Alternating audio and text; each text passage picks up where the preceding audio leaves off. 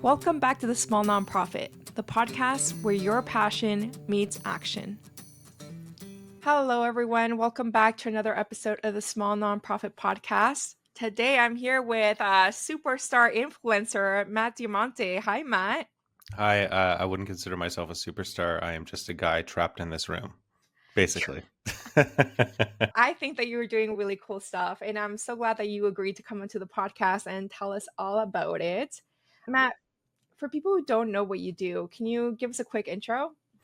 Yeah, so I run a digital marketing agency called heytony. We primarily focus on helping businesses show up higher on Google, but we also do things like running Facebook ads, Instagram, TikTok, and Google ads, stuff like that as well. How did you get started in that? I actually went to school for advertising and marketing communications management at St. Clair College. And that's a long way of saying basically they're getting you ready to be a account manager kind of person. They teach us a little bit about all the different roles that go into marketing, but it's what is it, the inch deep, mile wide kind of thing. So we don't really dive that deep, or we didn't dive that deep in the program, but we got to know a little bit about like everything from Photoshop to SEO to social media to how to build a website to traditional marketing strategies. And I really fell in love with the website design / SEO side of things. And what if someone doesn't know what SEO is? Like, is that just ranking higher on Google, or what does that kind of mean? Is that the only thing that it means? So SEO stands for search engine optimization. It's not necessarily only about Google, and I'm sure we'll get into this on this podcast, but it could be Bing, it could be Yahoo, it could be Google, basically anything that's a search engine. It could be YouTube as well. Basically anything that's a search engine, we help you show up higher in the search results on those platforms. And just for all of our listeners, so Matt doesn't work in nonprofit, but I just thought what he does is so easy to translate over, and he just does it in such a really engaging and approachable way. So I just wanted to have him on to talk about it. Matt, you usually work with kind of smaller businesses, right? Yeah, I've worked with the biggest bank in Canada. I've worked with alcohol companies and all that kind of stuff. But what I really love is when I can see the results of our work changing somebody's life. And somebody at a bank or an alcohol company, you're not changing their life if you make them more money. But a small business, if you can help them rank higher on Google or get more clients or get more calls or get more inquiries, then you can tangibly see the change in their life. And, then they spend more money in their community, they hire more people. So I like to say I'm changing the world one small business at a time. I love that. With nonprofit work, usually the nonprofits that are smaller will have websites that were made like 30 to 40 years ago, or even the No, recent. 30 to 40 years ago. The internet wasn't even around 30 to 40 years ago. Okay, fine. They look like they were made 30 to 40 years ago. It's just a newspaper. Even if they're newer ones, like they're just not good. And also, a lot of nonprofits don't have like the understanding of the importance of digital funnels when it comes to lead generation and building relationships with your audience. So I wonder if you could talk a little bit about what is a digital funnel and how can an organization use it effectively to attract new donors? Okay, so that's a huge question. That's a loaded question. First, let's talk about what a funnel is. So if you look at a funnel, it's basically a funnel. You're pouring water into a jar or something like that. At the very top of that funnel, in terms of marketing, are the people who don't know you at all, right? These people have never heard of you. And then as you move down the funnel, it narrows it down a little bit more. There's fewer people who do know about you and who've engaged with you. And then once you get closer to the bottom of the funnel, these are the people who are highly engaged. You would call them a warm lead or a hot lead. Um, these are the people who are likely to buy from you. Maybe if you have an online store, for example, they've added something to their cart, but they haven't quite checked out. That's towards the bottom of the funnel. That's where you'd be retargeting people. And then once they get through the funnel, they've purchased your thing. They've given you money in some way. And are we always looking for financial transaction, or should we also target like email collection or other? So it really depends on your goals. So for me, like part of my funnel over the last like year and a half with social content, for example, was I want to get more followers. So part of the conversion for me was getting more people to know about me. So making content that was more widely available. And then as those people saw multiple videos, then they would follow. And that was my conversion for the social content there. And then once people are following me, there's a new funnel. So they already know me, they're a warm lead. And I'm like, I want to get them signed up to my email list. And then once they're on my email list, then they get into basically another funnel. This sounds very complicated as I'm saying it. It's not. But basically, you want somebody to take an action or a group of people to take an action, and you need to move them through the journey. So at the very end of the day, we're all selling something, right? I want somebody to buy something and get the value that it's worth. So it goes from whether it's getting a social follower to signing up for an email list to purchasing something on your website or donating or filling out your contact form. At the end of the day, you want to get that information and you want to get that money. Money talks, seriously. As a fundraiser, I'm always like, how do we get people in through the door? And then also, I think sometimes when we think of funnels, it can be a little bit rigid in the way that we think of them, because funnels, it's like in and out, right? But with donors, like we want them to become like repeat customers. We want them to come back and build that loyalty into the journey. Have you found organizations that do that well? Honestly, the organizations that do it best, in my opinion, are the ones who are doing it internally and they really know their customers and they really know the journey that people take. Like for me, I we don't offer it as a service, but I do all of this for my own business. And I get emails every day from people saying, you could be making $100,000 every single month if you just hire me to do this thing for you. There's no risk, blah, blah, blah. And I'm like, I don't want to just spam people all the time. You know what I mean? I want to nurture them. I want to do a bunch of free stuff and then really gain people's trust, provide that value to them. And then when I do have something to sell it at that point. I feel like a lot of people who are doing well in the algorithms when it comes to like Instagram, LinkedIn, X, Y, and Z, they are providing a lot of value in a free downloadable or free deliverable. So I wonder if that's a strategy that an organization or a brand can take to get more people in through the door. Absolutely. So there's a couple books that I have read that like absolutely changed my life. One of them is called Jab, Jab, Jab, Right Hook by Gary Vaynerchuk. It's really good. And basically, it's like a boxing metaphor. So, like the jabs, when you're like punching somebody, you're not really hitting them that hard, but you're distracting them. And then when you come in with the right hook, which is like the knockout punch or whatever you want to call it, that is your sale. That's what you're selling. And you want to give them so much value. So many jabs that when that right hook comes in, they're like, I'm not surprised because this person offered me so much value. And I'm okay with them trying to sell me something. And going back to the people that you see most successful at retaining their clients or attracting clients, what are the things that you think set them apart? So knowing their audience is a really good one. What else? Showing up every day. Showing up every single day is the thing that really sets people apart. If you can consistently show up, and I'm not talking about like for a month or 2 or 3 months, like every single day for years, you will become known as that person or that organization. So it could be posting on social media, it could be sending an email a couple times a week or once a week or whatever it is. Also, I just want to mention, don't send like a monthly newsletter. Um, that I don't know. Do people read that? I don't read that. I get them from like local organizations that I'm a part of. And I'm like, this is the longest email. You're cramming a month's worth of content into one email, and it's just brutal. There's 30 links. The rules that I have are one link per email for one purpose. Every email should have one purpose. You should be trying to convert somebody into doing one thing, coming to an event or donating money or buying your thing or signing up for a free event that you're doing, whatever it might be. I'm sick and tired of emails, and maybe this is going to change the emails that I get in my inbox at some point, but let's be friends and not try to sell me all the time. Yeah. Oh, I feel like nonprofits get stuck on this, like, it has to look professional, and here's my idea of what professional looks like, that they lose so much authenticity. And then even if they're showing up every day, like I've seen like Instagram accounts that look like 90% stock photos, they're not engaging because there's no like thought to building community or like engaging with people in an authentic way. Like it just ends up not hitting. So I guess they're like it's a public business, but libraries, right? You would think, no, who's going to follow a library on social media? It's a not for profit. I would put them in the same bucket, but I'm following this. I think it's like Milwaukee Public Library on Instagram.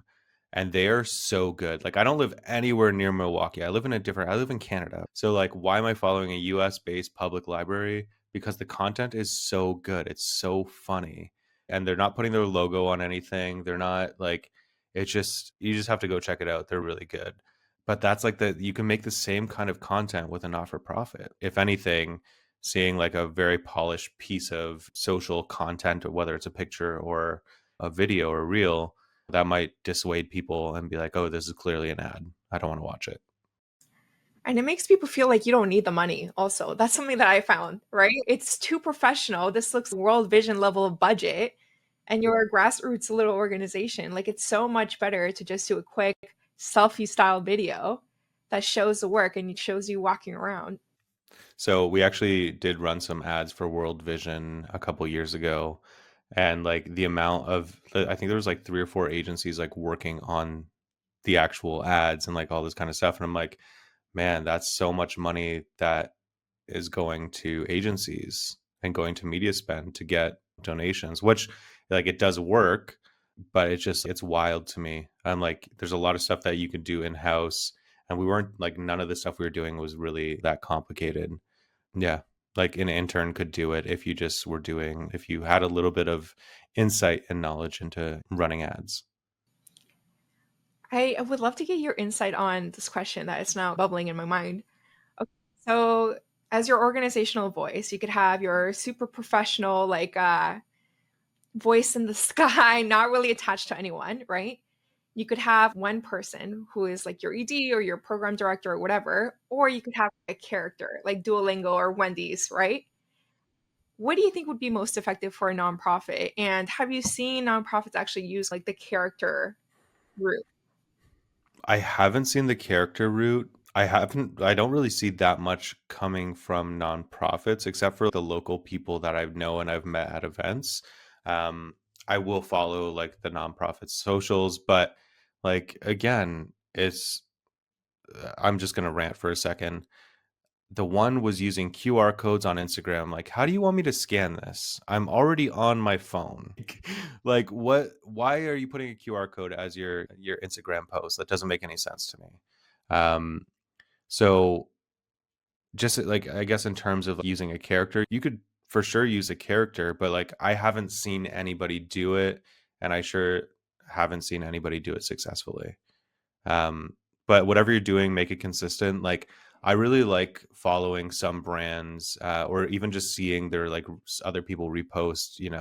KFC was savage to me, or right, or the savage to this person in the response on Twitter or on Facebook or whatever, like in the comments. Like you can make your brand, and not for profits are brands. You can make your brand really anything you want. Have you ever seen an edgy not for profit? Probably not. Maybe that's your thing. Maybe you're an edgy goth person sitting in a dark room like me, just trapped in a box, and you're like, I'm edgy as hell online, and I want to bring that to my brand. Maybe that attracts some different people. I don't know. I feel like some people also don't even think about like their brand voice and who they're trying to attract and who is the audience and where are they, you know? You know what the best way to create a brand voice is? ChatGPT. No, make it your own voice. Like you're you're gonna communicate. Choose one person to write everything and be like, I like this is my brand voice. It is impossible for me to send an email or to make a video that is not in my brand voice because even if somebody gave me a script, I'm going to say it in the way that is me, right? Hmm. So don't spend time being like, oh, our brand voice is gonna be this and this. And like I will caveat all of this by saying I don't do things the traditional way. I don't like traditional marketing agencies with their brand voice and brand guidelines and mandatories and all that shit. Also, I don't know if I can swear on this, but I may. Um, I just don't. I don't know. I like people buy from people. People have less and less trust in corporations, and the bigger the company, the less trust they're going to have in it. So I don't know. Just be a person and connect with people at the end of the day. So you also run a community for people who are looking to improve their marketing. Can you tell us a little bit about that and what the benefits have been for people who reach out for peer support?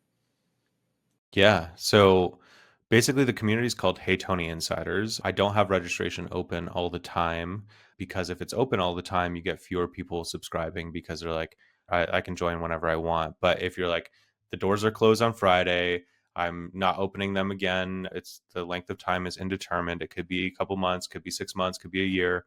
If you don't join now, kind of thing, you won't be able to join for a while. So registration is currently closed. But basically, small business owners, it could, like, I think there's probably some not-for-profit people in there as well. Some people even have their virtual assistants join and learn about SEO. So basically the community is, there's some tutorials in there, which is basically my entire SEO process, which I sell for a lot more money outside of that. But when you join, you get included. We do like weekly calls, Q&As, training. So that's all live. I answer people's questions on the fly. And I even have some of my team members joining there as well. And from time to time, we have industry experts in there who might have a slightly different view on SEO or social media or any digital marketing stuff. So everything is recorded, everything you can watch and play back. You can even ask questions to other people inside the community. And since everybody's there learning and getting help, people want to help. So by asking a question, other people are going to answer it who have gone through something similar. And a cool thing about the platform that I'm using is that you can actually just ask a question there's like a search bar and it'll show you any relevant conversations that have happened, whether it was a post, whether it was a comment, whether it was a course video, anything, and it'll give you that answer. So, what do you think are the benefits for someone joining a community like that? One, I think there's an accountability factor because you are paying monthly for it. For me, I think it's 47. Is it 40? I think it's 47 bucks a month. It's not like a huge amount of money, but it's enough to be like, oh, you know what? I should probably log on and do some SEO or do some digital marketing stuff. So there is like an accountability portion of it. But then also because it's such an active community, if you have a question, you can get an answer pretty quick. And it's not just SEO related, although that's the main focus. If you have a question about Facebook ads, or if you have a question about, oh, my website's not working, or I want to do this, or I want to do that, there are people who have gone through and actually done that and who can answer your question pretty quickly. What would you say would be like a good starting point for a nonprofit who's looking to get started with SEO? Would they have to redo their whole website first? Would they jump right into the Google Ads grant? What does that look like? If you have a 30 to 40-year-old website, as you said earlier, Maria, like, people are more likely to donate or buy from somebody or some organization or a website that looks up to date, right? If your website looks 20 years old or it's something from the 90s, which I realize is more than 20 years ago now, time is passing very fast. If it looks really dated, then people have less trust for it. So they're less likely to click the donate button or the inquire button or the buy button, right? Or the sign up button, whatever you want to call them. Update your website. It should look good. It doesn't need to be perfect. That's the thing. Like, I release almost everything I do, like the first version, and I'm like, it will get better as we go. I did that with my community. I recently launched a website audit tool. The first version compared to now, like, I didn't even launch it with a homepage. It just said sign up or log in. That's all it said on the page. You can launch a first version and it's digital. You can improve on it and you should improve on it as you go. But people who are doing like full website redesigns and like, I'm putting everything on pause so I can focus on this. It's like you can redesign aspects of the website. You can rewrite copy on one page, not all the pages, and just start getting stuff done. Basically, have a good website and then just answer people's questions. Right? Like, you're not for profit. Who do you support? Where does the money go? Be as transparent as you possibly can. I would also recommend reading a book called They Ask You Answer, which is a fantastic book by Marcus Sheridan. It's basically a book about SEO where he doesn't actually talk about any of the technical stuff. And you could still go buy the book, but the long short of it is people are asking questions online, in person, whatever. Just answer those questions in the form of blog posts. That's it. Oh man, sometimes I see nonprofits get into this.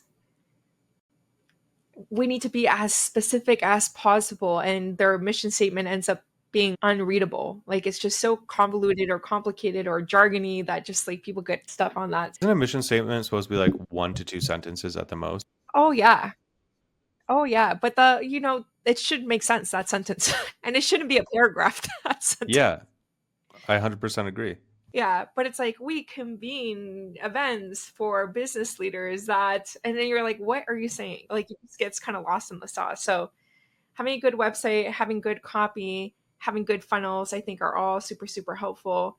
And just touching on meta ads, I'd love to hear your take on that. What have you seen people be really successful with? Is it like for an ad where it's a little bit colder sometimes? Are you hoping that they purchase your highest ticket item or your lowest barrier to your funnel? So with when you're running ads, it depends where you are in your business or with your not-for-profit. If you are targeting cold people, so these are people who don't know about you at all, try to get them to sign up for your email list or engage with that ad, right? If they engage with the ad, then you could retarget them and be like, hey, you don't actually say this, but I saw that you engaged with my ad, so sign up for this free thing, right? So you're giving away a free resource of some kind, whether it's to a virtual event or like an in-person event, or I don't know, like a $5 coupon to a restaurant, a local restaurant that you've partnered with, whatever it is. Start building that email list, get people familiar with who you are, and then slowly just start telling them a little bit more and more, and then eventually donate. I think one of the most important things that we can collect is the email address. Would you agree? Yes, I would say my email list is just as, if not more important than my social following. And I have way fewer people on my email list, but it makes me way, way, way, way, way, way, way, way more money. Yeah, that's fair. Okay. Is there anything else that you'd like to leave our audience with today? Honestly, just show up. Don't overthink it. It's all digital. You can take things down, you can redo things, you can fix things, you can adjust it on the go. It's better to get started than to plan to get started. That's really it. And speaking of funnels, Matt has provided his free SEO course that I'll be linking in the show notes below. But Matt, where else can people connect with you? On Instagram at heytony.agency and TikTok, I think it's just heytony agency. Heytony.ca is my website. But also, I will say if you sign up for my free SEO course, you can see what a funnel looks like. You're at the top. Like anybody listening to this probably doesn't know me.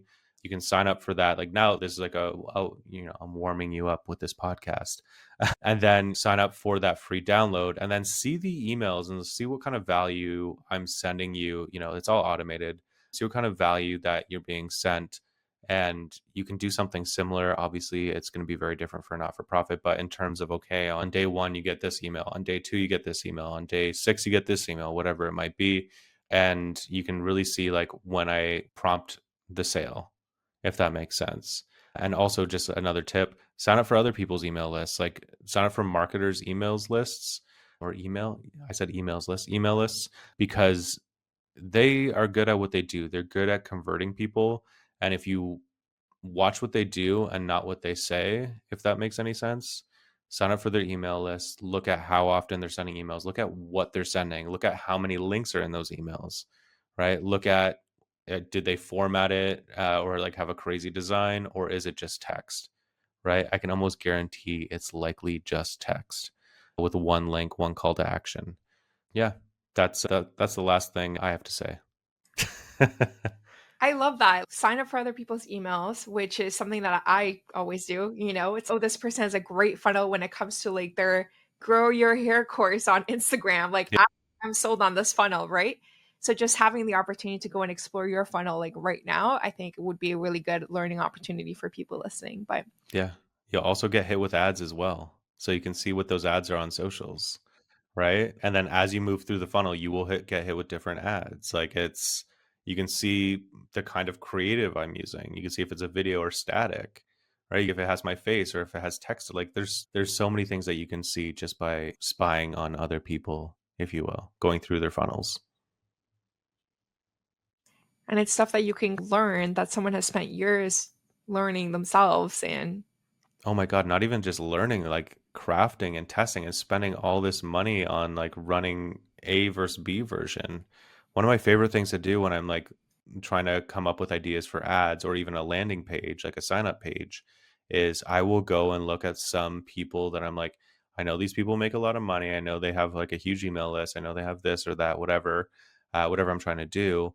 And I will go onto Facebook. You can do a thing called ads library. So you can see all the ads that they're running. If you scroll all the way to the bottom, you can see that you can see the ads that are running the longest or that have been running the longest.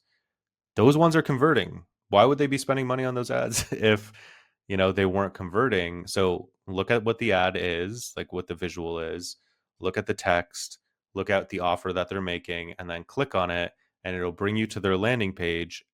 And if it's similar to your thing, make a very similar landing page with your offer. Don't copy it exactly, but use it as inspiration. Thank you so much for all these actionable tips. They're so good. Love them. No problem. I feel I've given almost too much information that it may dissuade people from getting started. But again, just get started. That's it. Yeah, literally one step is better than yesterday. Absolutely. Well, thank you so much, Matt, for being on today's episode of the Small Nonprofit Podcast. Thank you for having me. This was really fun. I usually don't talk about a lot of this stuff. It's mostly SEO focused, but this is really great. And I really hope anybody listening, working at a nonprofit or running a nonprofit, gets something valuable from this and get more donations. Get that money. Get that money, honey, like Rio would say. But yes, thank you so much for being here. And thank you all for listening to this episode of the Small Nonprofit Podcast. I'll link all of Matt's good links down below so you can check out those funnels and follow his work. But thank you again. And I hope that you get started in some of this because digital is definitely where we need to be spending so much more time on at our nonprofits. Until next time, bye for now.